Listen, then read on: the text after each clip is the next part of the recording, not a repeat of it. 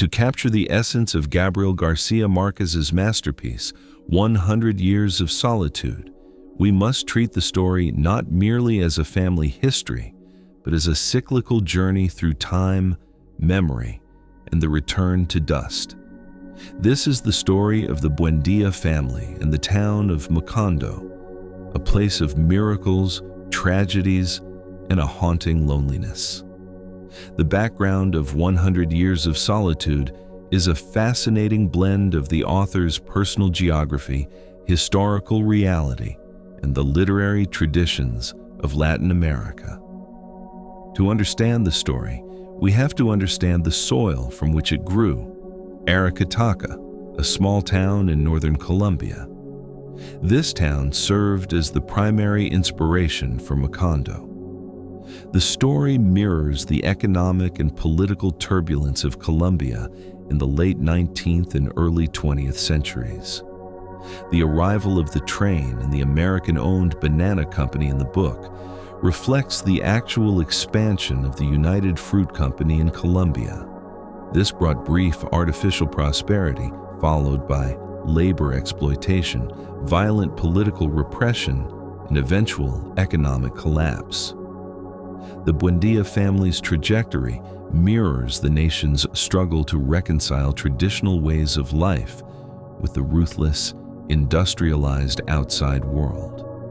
Beyond the Colombian setting, the solitude in the title is rooted in the author's observation of the Latin American psyche. He perceived a deep sense of isolation resulting from colonial history, fragmented identities, and political instability. The novel serves as a mythic history of the region, a story about a people who are trying to define themselves while being haunted by the ghosts of their past. In the beginning of the story, Macondo is a village of innocence, a place where the world is so new that many things lack names, and to distinguish them, one must point at them. But innocence is fragile. The Buendía family, led by the patriarch José Arcadio Buendía and his formidable wife, Ursula Iguarán, seeks to build a sanctuary in the wilderness. Yet, the very act of building, of naming, and of existing brings with it the burden of time. The problem, as presented by García Márquez, is that history is not a straight line moving toward progress. It is a circle. Characters are trapped by the names they inherit, the mistakes of their ancestors, and the crushing repetition of their own desires. Every Aureliano repeats the solitude of his namesake. Every Amaranta repeats the pride and regret of hers. The Buendías are constantly building, dreaming, and warring, yet they are always returning to the same starting point. A house that is forever under construction, and a family that is forever to resolve. This is the solitude of the title. It is not just being alone, it is the fundamental inability to truly reach another human being. It is the gap between what a character desires and what reality provides. José Arcadio Buendía pursues alchemy and the secrets of the universe, but he loses himself to his own mind, eventually tied to a chestnut tree as he descends into madness. He is surrounded by family, yet he is in a prison of his own intellectual obsessions.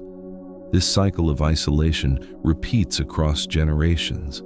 The family grows, the town expands, and the outside world, with its trains, its civil wars, and its foreign banana companies, encroaches upon them. But the Buendías remain islands.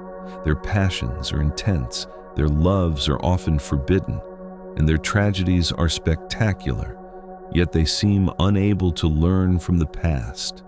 They live in a state of eternal present, haunted by the ghosts of those who came before them. The tragedy is that they are so deeply invested in the now, the current war, the current obsession, the current lover, that they fail to see the pattern.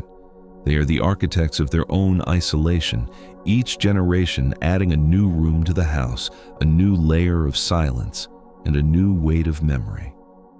They are a family that has forgotten how to move forward, effectively trapped in the mirrors of their own lives. To understand 100 years of solitude, we must embrace magical realism.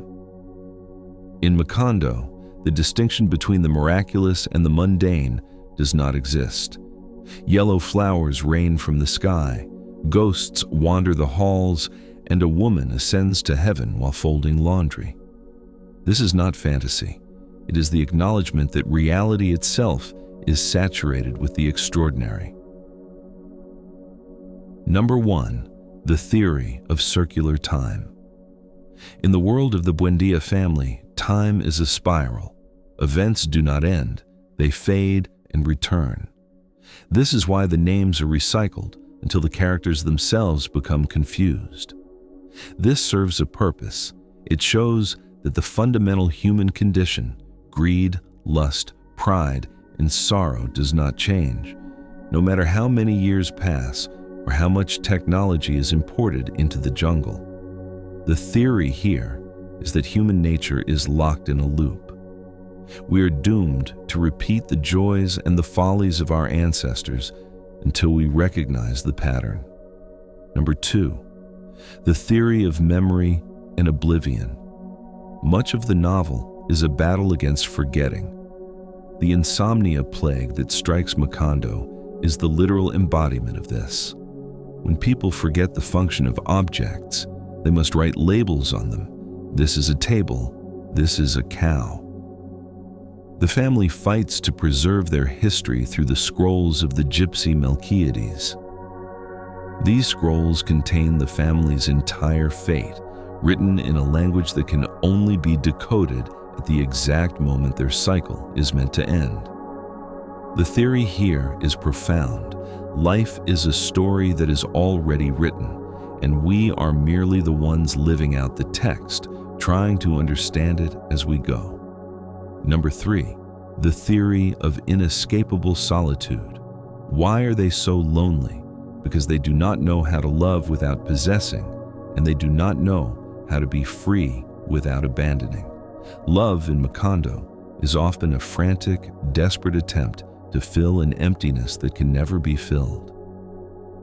Whether it is the wild passion of the Buendía men or the cold, calculated pride of the women, love is a mechanism of isolation. It binds them to one another in suffering rather than freeing them in joy.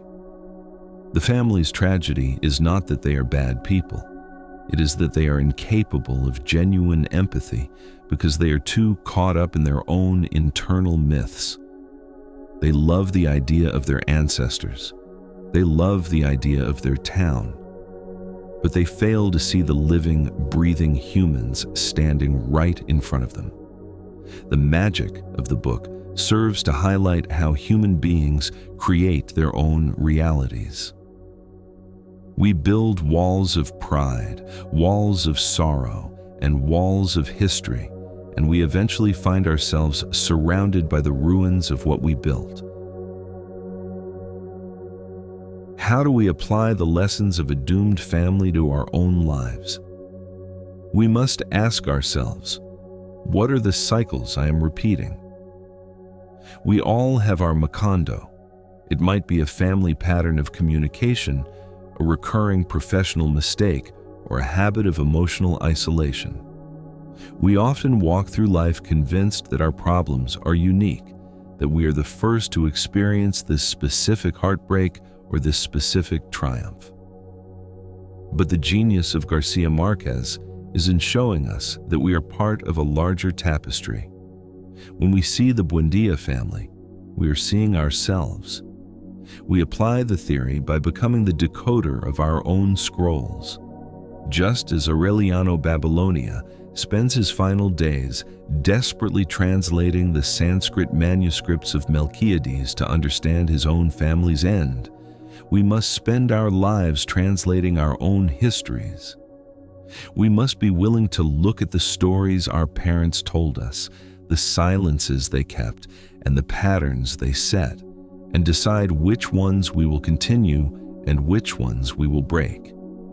In our daily lives, solitude is often self-imposed through the refusal to be vulnerable.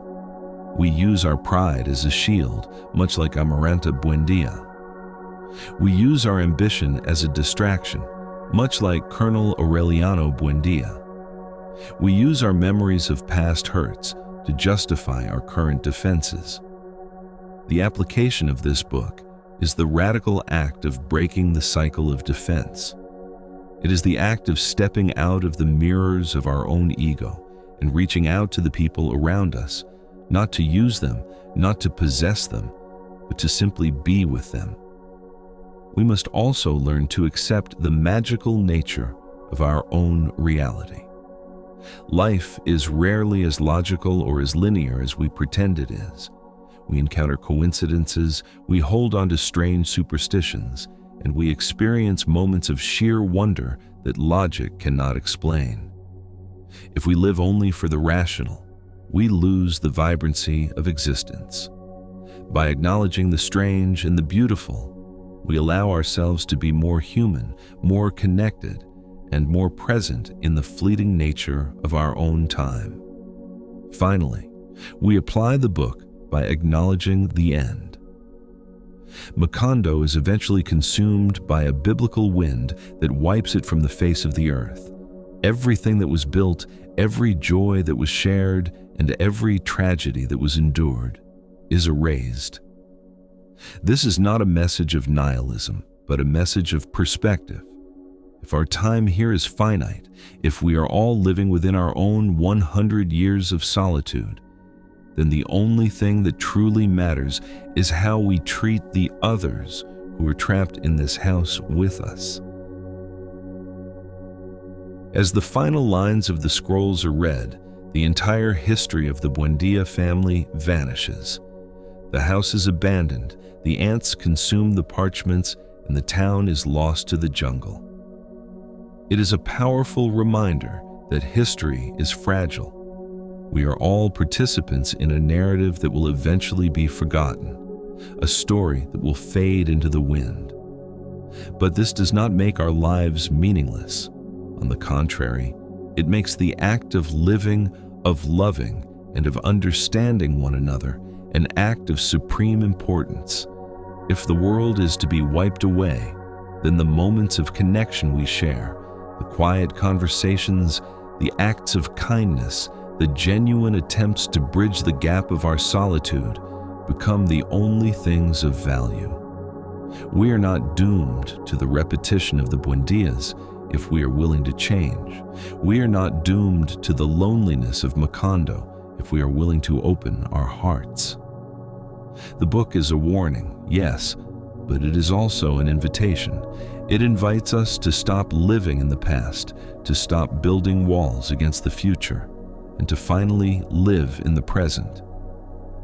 Look at the people in your life not as characters in a script you have already written, but as living, evolving human beings. Look at your own life not as a repetition of history, but as an opportunity for something new. Break the cycle of your pride. Let go of the need to be the director of your family's drama. Embrace the wonder, accept the fleeting nature of time, and find the courage to step out of your solitude. The scrolls are being written every day. You are the author. You are the reader. And you are the protagonist. You have the power to decide that your story will not be one of isolation, but one of connection. You have the power to end the cycle. You are here, you are present, and you are capable of changing everything.